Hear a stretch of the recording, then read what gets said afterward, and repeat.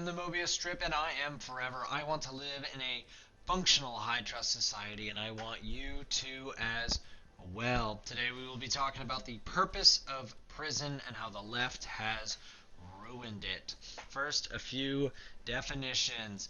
Game theory is where an agent or a human being with free will or agency can choose between three options while interacting with others. Open and lower their defenses for cooperation, remain guarded so they cannot be attacked, but they're not cooperating with others, and attack, which does open yourself up to also getting hurt, but you are also hurting others. This is what we want to avoid. Before we get started with today's topic, don't forget to like and subscribe, leave a comment letting me know where you agree or disagree. I would like to cooperate with you. All right, prison. What is it? Why does society have them? Why does every society throughout all of history have them? This is a question that has actually been asked. I think this clip I'm about to play sums it up pretty well. Does Zohran Mamdani think that the prison system is obsolete? Well, the answer appears to be yes, according to this 2020 interview that is just now resurfacing. Are prisons obsolete? Whew. But I think that, frankly, what purpose do they serve? Right? I think we have to ask ourselves that, which is that, I think a lot of people who defend the carceral state, they defend the idea of it and the way it makes them feel. They're not defending the reality of it and the practices that are part and parcel of it.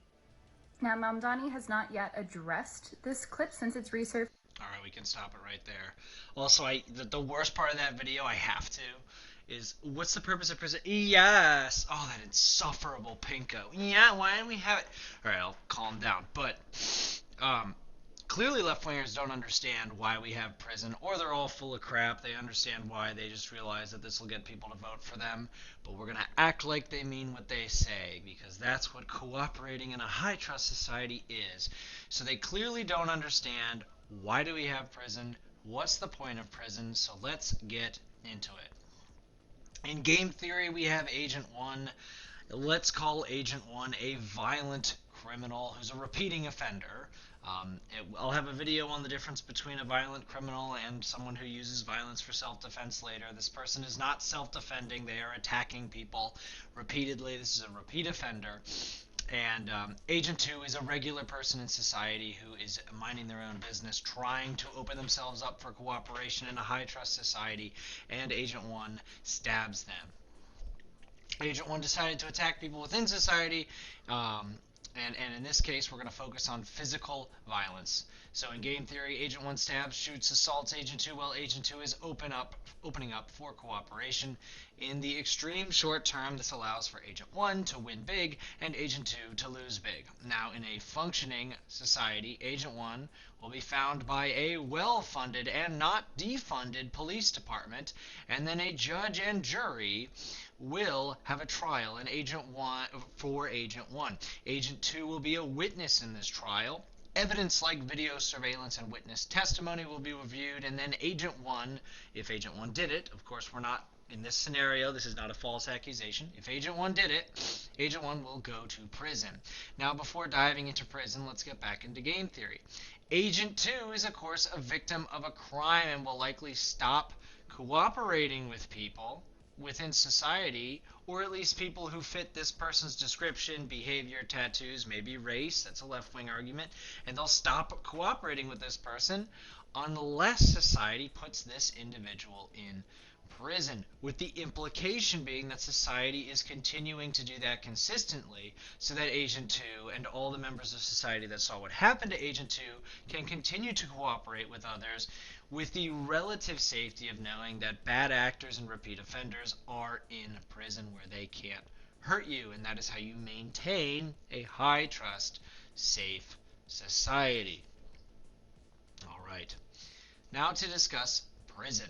Many on the left will say that we should abolish prisons. This is insane If, as shown in the previous example, Agent 1 attacks strangers in public, known as Agent 2, and Agent 2 and all of society knows that Agent 1 is not going to prison, then Agent 2 and all of society will no longer open themselves up for cooperation, and the bare minimum at the bare minimum, they will remain guarded. Typically, people in America remain guarded by moving away from dangerous neighborhoods that are not policing and jailing as needed to areas in the country that are policing and jailing as needed.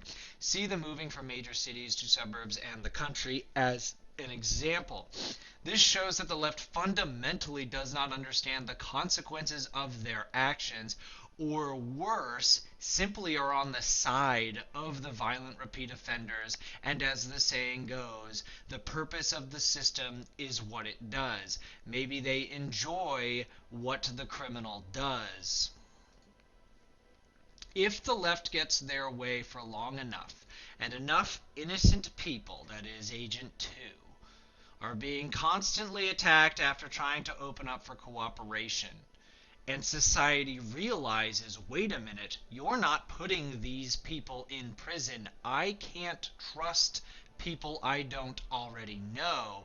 This will create a low trust society and eventually what could be called a vigilante problem, right? So initially a lot of people are going to move away, but what if you can't move away? I mean, not everyone's wealthy enough to just say, I'm going to leave, right? So a violent repeat offender that the left refuses to put in prison begins to attack, and Agent 2 will be armed and defend themselves. This is because Agent 2 no longer lives in a high-trust society and is defending themselves where the local government has failed them.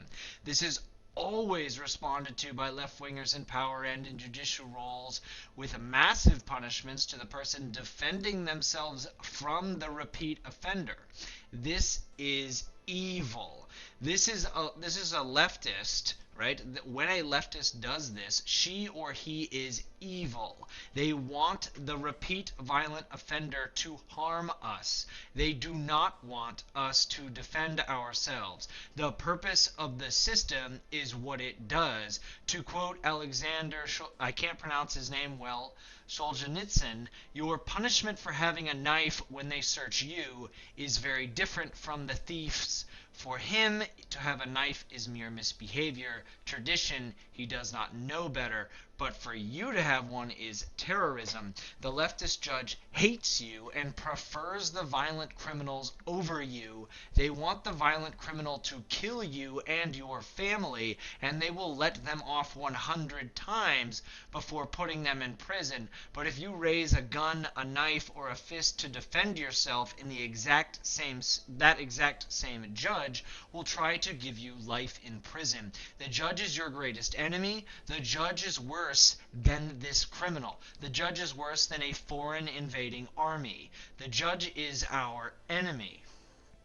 Now, what happens when a leftist runs the judicial system for so long that violent criminals run amok in every act of self-defense, or even remaining guarded or moving away from dangerous neighborhoods, is punished? This is when you're going to get death wish style vigilantes who begin to not only take actions against the criminals that should be in prison, but they will inevitably take action against the root cause of the problem, the judges and the leftists. And the people of society, regular people, people like you and me who have had enough, are going to say, you know what, this guy, I'd rather just a judge put criminals in prison, but this guy is solving the problem. And regular people are going to support this guy or these groups of men. I want to avoid this situation and again live in a high-functioning society where dangerous repeat offenders are simply put in prison and kept there so the rest of us can cooperate with each other without fear. All right, so what about prison itself? Here are some good 1990 American liberal blue dog Democrats. I called them good lefty, which I don't know how many of those are left, or maybe religious arguments that are actually good arguments in regards to prison, because leftists could be changing their focus from releasing violent people to kill us to prison should not be torture. right? That's a reasonable, right? The prison is still performing its function of protecting society if you treat prisoners with human dignity. That's fine, right? These are where you should be focusing, left-wing people, right? They can have clean water, enough food to eat, even basic entertainment, nothing ridiculous, but for sure, I don't mind that as long as they're not in society killing random people. Okay. The purpose of prison, and this is often where radical versions of the right go too far. It's not torture. It's not even really punishment, right? It's to protect the innocent from the violent, right? Honestly, prison can be like slightly worse than not being in prison, but as long as you don't let them out, I'm good. I'm good, guys. Like, that's fine.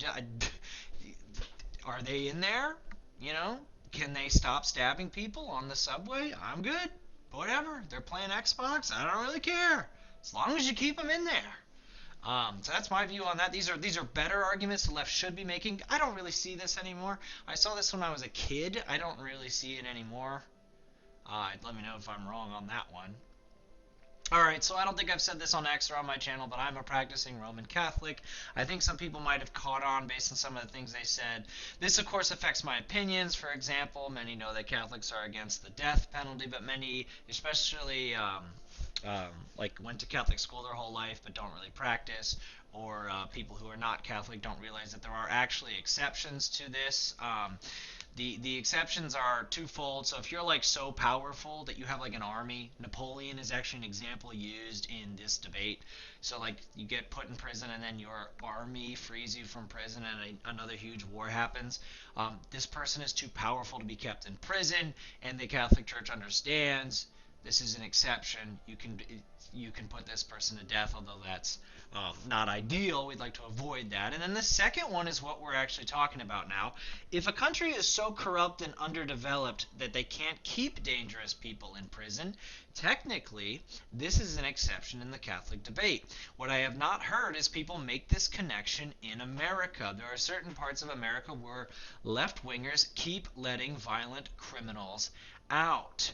This is technically ticking this box of the exception to the Catholic argument. Take a look at just what's been happening recently. These are not like first-time offenders that had a mental breakdown and they had a perfect life. These are not people who were given one-time forgiveness. Some of these people had 72 arrests. 72 arrests. And they're just out there setting random people on fire. Why isn't he in prison forever? Right?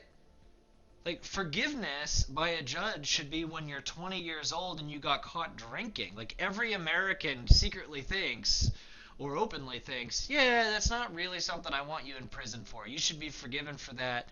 You're 20, right? That's what you should be forgiven for. Not this.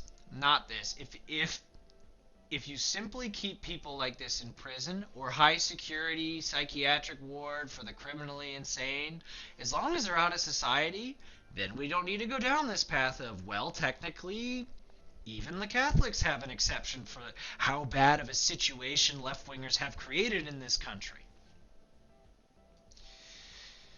I'm the Mobius Strip. My dream is a high-trust functioning society. I want to live in one, and I want you to as well.